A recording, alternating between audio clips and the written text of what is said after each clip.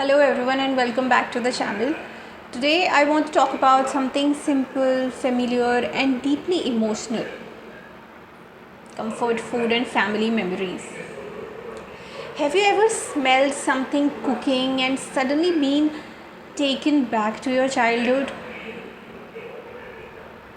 Maybe it was the aroma of parathas in the morning, a bowl of dal and rice after school, homemade sweets during a festival, or a simple cup of tea prepared by someone you love. Well, food has a special ability to bring memories back. Sometimes we don't even have to taste it. Sometimes just the smell is enough to remind us of a particular home, kitchen, person, or moment. That is the magic of comfort food. Comfort food isn't necessarily expensive or complicated. Sometimes it is the simplest meal we know because the comfort comes from the memory attached to it. For many of us, the kitchen is more than a place where food is prepared. It is where family life happens. We remember the sound of vegetables being chopped, spices sizzling in a pan, the pressure cooker whistle, plates being served, and someone calling, "Come and eat." Well, these sounds and smells become part of our childhood. Years later, we may be living somewhere completely different, but one familiar aroma can take us straight back home. We remember the people, the conversations, and laughter, and sometimes even the little arguments. The kitchen becomes a kind of memory keeper. In many families, food is one of the strongest ways of people express love. Someone may not always say, "I love you." Instead, they ask, "Have you eaten? Do you want some more? Should I make your favorite dish?" These simple questions carry affection. Someone remembers how much spice you like. Someone saves your favorite sweet for you. And someone prepares a special meal because you are coming home. And these small gestures tells us that I remember you, I care about you, I was thinking about you.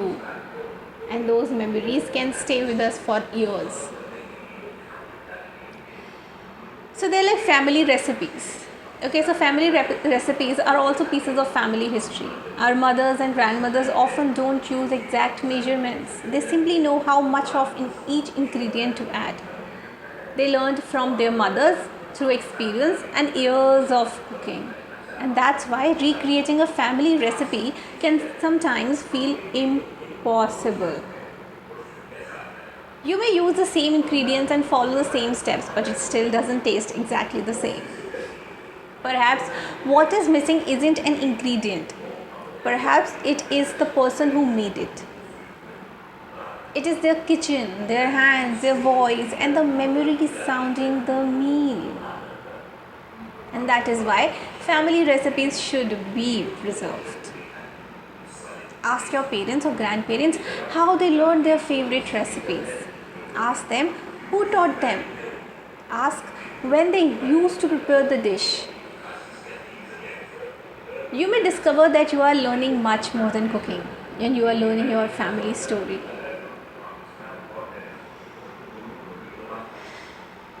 Gradually, food becomes especially meaningful during festivals and celebrations. We remember special sweets, homemade snacks, family gatherings, and crowded dining tables. Sometimes, years later, we may not remember every detail of a celebration, but we remember what we ate. The taste becomes part of the memory. Because food brings people together. It creates a reason to sit down, talk, laugh, and share. And perhaps that's why some of our happiest memories are connected to meals.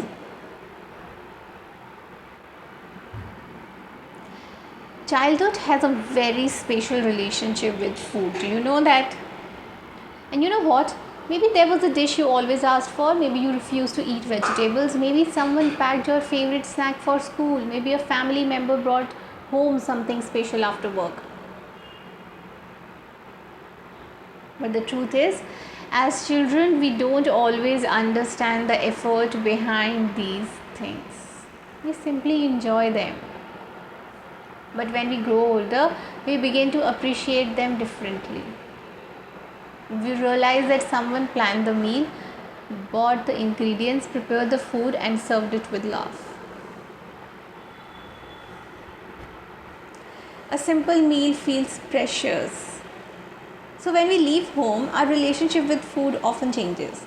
We begin cooking for ourselves. We discover how much effort goes into preparing everyday meals. And sometimes we try to recreate the food we grew up eating. Maybe it doesn't taste exactly like home, but that's okay. You know why? Because when we recreate that dish, we are bringing a small part of our past into the present. A familiar meal can make an unfamiliar place feel a little more like home.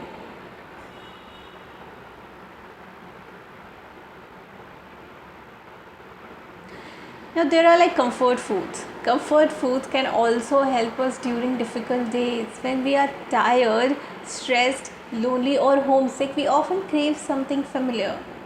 It could be a warm bowl of khichdi, dal, and rice, a homemade snack, or a cup of tea.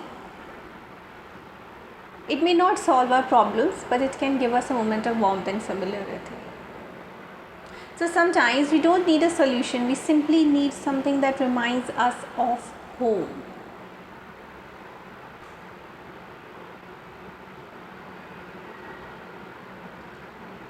While old food memories are precious, we should also create new ones.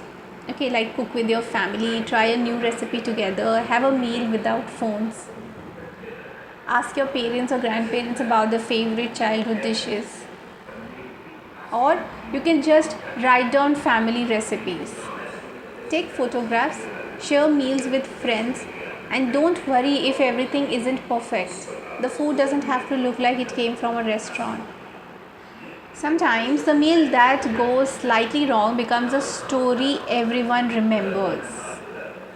Because years later, we may forget exactly what we ate but remember who was sitting beside us. Now, what is your comfort food?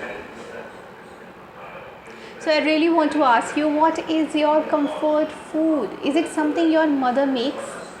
Something your grandmother used to prepare? A festival sweet? A childhood snack? Or perhaps simple meal you make when you want to feel at home? And what memory does it bring back? You can share your answers in the comments, because every comfort food has a story.